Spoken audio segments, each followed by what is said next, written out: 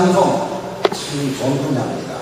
지금 한국문협에서도 평생교육원에서 신앙송 수강생을 모집을 해가지고 강좌를 운영을 하고 있습니다. 근데 돌아보면 신앙송이 우리한테 이렇게 대두되기 시작한 게 얼마 됐는가 돌이켜보니까 불과 한 2, 3년, 4, 5년 이내인 것 같습니다. 그 이전까지는 시인들이 자작신앙송을 많이 했습니다. 그리고 이제 아나운서다, 성우다 이런 분들이 간혹 신앙송을 했는데 전문 신앙송가들이 배출되기 시작하고 활동하기 시작한 것은 불과 한 4, 5년 정도 이내가 아닌가 생각이 듭니다. 어떻게 보면 아주 일정한 기간이죠. 그러면서 현재 시점에서 신앙송이 어떻게 흘러가고 있는가 제3가적 입장에서 후계자의 입장에서 후계자의 시각으로 볼 때 이렇게 보여집니다. 일단은 지금은 아주 초보 단계, 초창기다. 특히 읽기 좋은 시, 낭송하기 좋은 시가 주로 선호된다.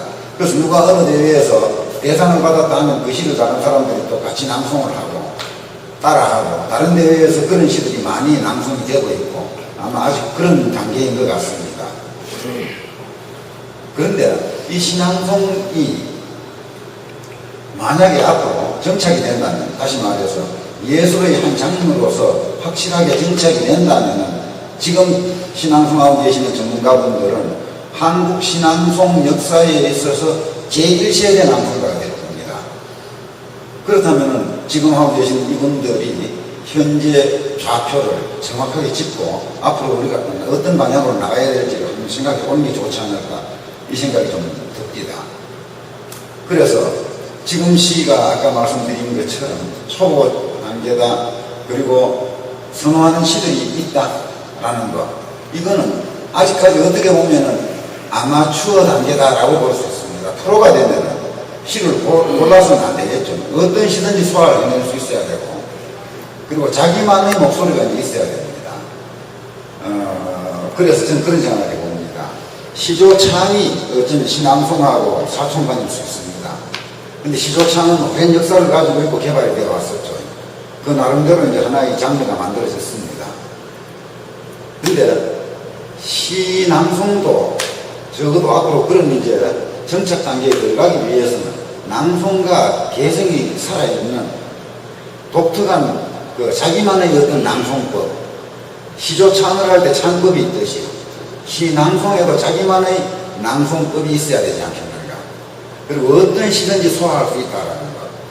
지금은 대부분 많이 낭송되는 시들이 보면 한 시대 지나간 시들입니다. 오늘도 물론 이제 아주 명시니까 김소월시, 초원도 읽고 했습니다만, 그런데 사실은 시도 진화하고 있습니다. 끊임없이 진화해야지 또 발전하고 살아남습니다. 현대시, 요즘 젊은 사람들이 쓰는 시들 참 어렵죠. 그리고 이해하기도 힘들고 합니다.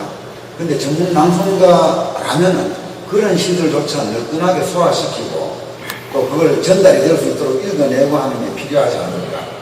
자기만의 어떤 창법의 개발이다.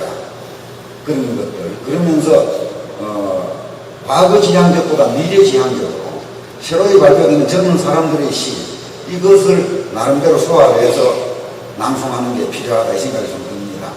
그래서 만약에 이제 어떤 독보적 위치를 차지하게 되면은 그 낭송가가 시를 한번 낭송해주면은 그 시인은 고마 이작 인기 시인의 반열에 오른다. 이런 정도로까지 된다면 낭송가도 살고 시인도 살고 그래야 되지 않을까 이런 생각이 듭니다.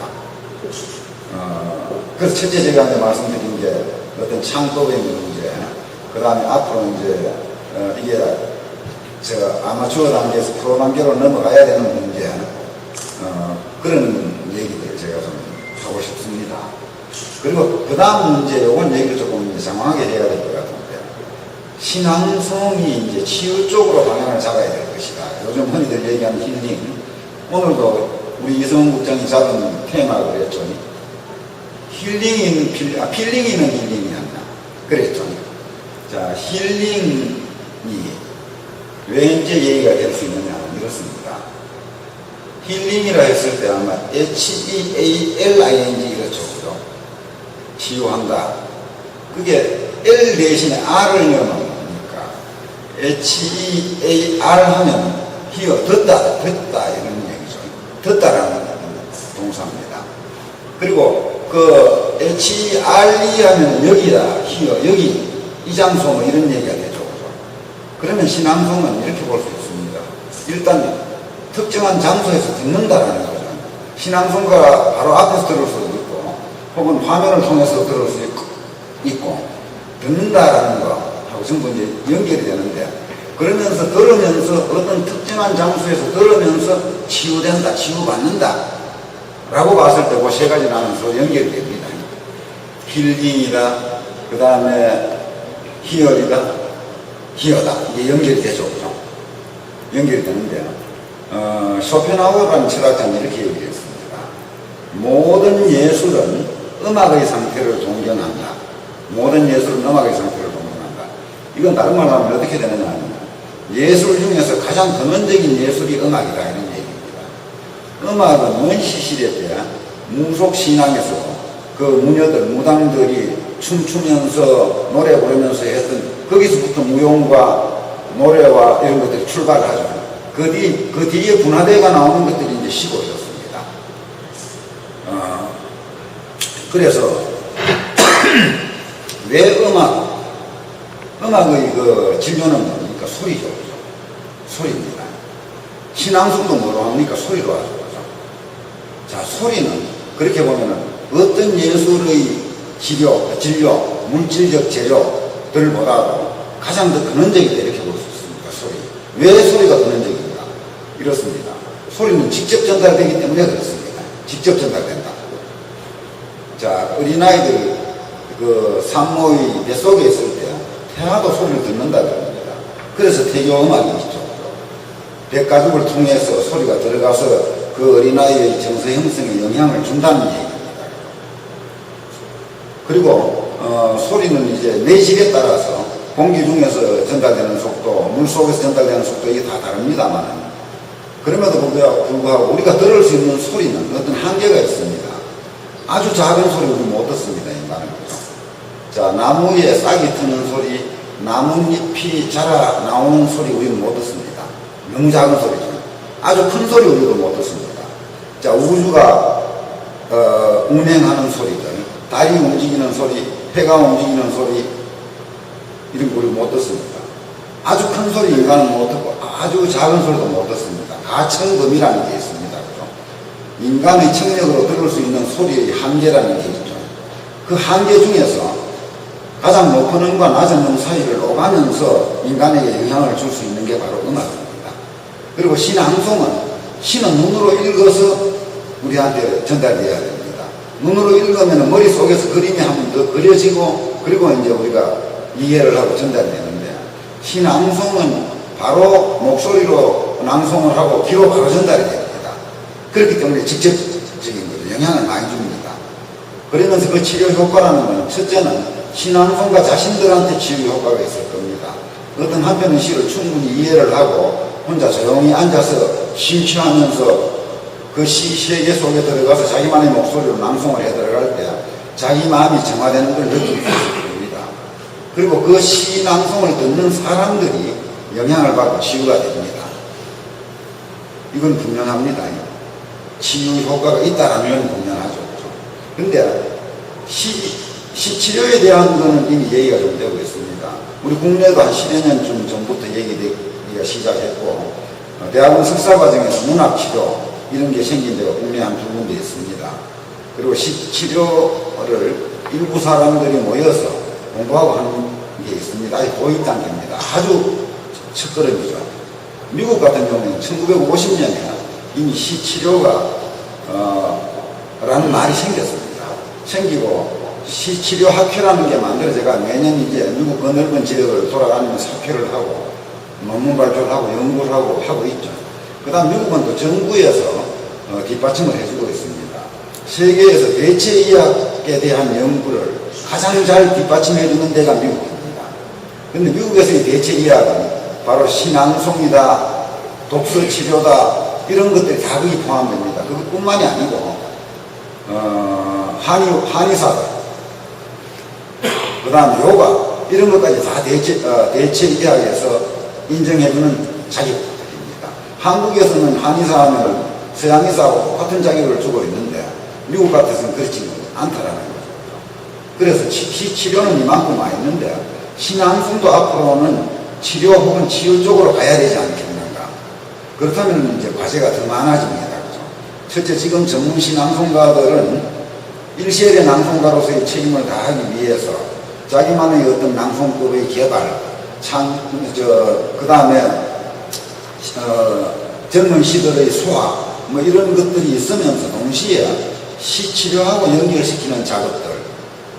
이게 이제 지금 시작하면 언제쯤 이제 완성이 될지는 아무도 모릅니다만 잘 해들어간다면은 신앙송 치료 혹은 신앙송 치료라는 것이 완전히 정착이 되고 그 자격증을 받은 사람들은 일정한 공간을 내놔놓고 오는 환자들을 받고 하는 이런 것까지도 가능하지 않을까 생각이 듭니다. 미국 같은 데서는 지금 시치료에서는 그렇게 하고 있습니다. 어떤 방식으로 하느냐 하면은 문을 열어놓고 이제 앉아있으면 병원하고 똑같죠. 그죠?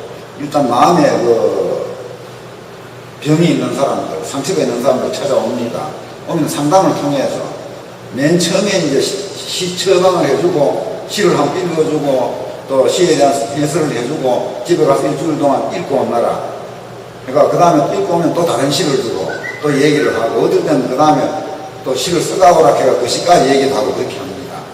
근데 그 보통 치료 단계를 모델화 시켰을 때 4가지 정도로 시킬 수가 있습니다. 맨 처음에는 지지 단계입니다. 지지라는 것은 마음에 문제가 있는 사람들, 마음이 상처가 있는 사람들은 누군가 동조를 해주고 네가 맞다 해주는 지지가 필요합니다. 지지 단계입니다. 그 다음 단계가 통각 단계라고 합니다. 통각. 자기가 깨우치는 거예요. 아, 내가 이런 문제가 있었구나. 깨우치는 겁니다. 셋째 단계가 행동 단계입니다. 행동은 어떤 행동이냐면 변화된 행동입니다. 그 이전하고 이 사람이 이제 생각도 마음도 이게 달라져야 됩니다. 네 번째 마지막 마무리 단계가 통합의 단계입니다. 지금까지 이렇게 치유해 온 것을 완전히 정착시키는 거예요. 자기한테. 그래서 다시 이제 근원으로 것을 올라가면 이렇게 얘기할 수 있겠습니다. 인간이라는 존재는 몸이 마음에 영향을 주고 마음이 몸에 영향을 주는 그런 존재입니다. 다시 말해서 마음이 아주 아프고 상처가 깊으면 몸에 나타납니다. 몸이 또 아주 안 좋아지면 깊은 중병에 걸렸다든지 뭐 많이 필요하다든지 하면 그게 심리적으로 또 나타납니다. 그래서 인간은 몸과 마음이 둘로 떨어질 수 있는 존재가 아니고 하나로 합쳐진 존재입니다. 그리고 두 세계가 인간이라는 하나의 존재 안에 같이 이제 들어와서 공존하는 거죠. 그런데 시치료는 몸을 치료하는 것이 아니고 마음을 치료함으로 해서 몸에 영향을 주고자 하는 것. 신앙송 치료는 시치료보다 더 효과적인 방법이다. 그러니까 신앙송을 통해서 듣는 사람들의 마음을 치료해서 그 마음도 건강하게 만들면서 또한 이제 몸까지 건강하게 만들도록 하는 것. 그걸 이제 궁극적인 목표로 삼아야 되지 않을까. 뭐 그런 생각이 듭니다. 근데 저는 비전문가입니다. 낭송도 비전문가고. 그렇기 때문에 제가 한 얘기를 너무 의미 있게 받아들이시지 말고 단지 제3자의 입장에서 저런 소리를 하는구나. 두 가지입니다. 하나는 아마추어 단계에서 프로 단계로 들어가야 된다. 신앙송, 한국 제1세대 신앙송가로서의 사명과 책임을 다하기 위해서는 자기만의 낭송법 이런 것들을 개발할 필요가 있다라는 것. 그리고 두 번째가 그겁니다. 신앙송 치유 쪽에서 어떻게 힘을 합치고 어떻게 이제 개발을 해 들어가고 후진들을 양성할 것인가. 예컨대 아까 뭐 무용에서 그런 얘기를 했었죠. 뭐 종묘 무형문화재 또 무슨 춤을 어떻게 이수시켰다. 예컨대 우리 김유나 낭송가께서 지금 이제 책임을 다한다면 그렇겠죠. 나중에 그런 무형문화재도 되고 해가지고 그 이수자 누구 그 밑에 이수자 누구 이런 식으로 내려가면 좋겠죠.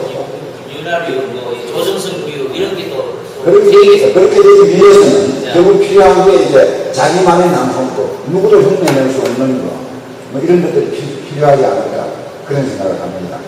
하여튼 시간도 다 됐고 간단하게 끝내겠습니다. 고맙습니다.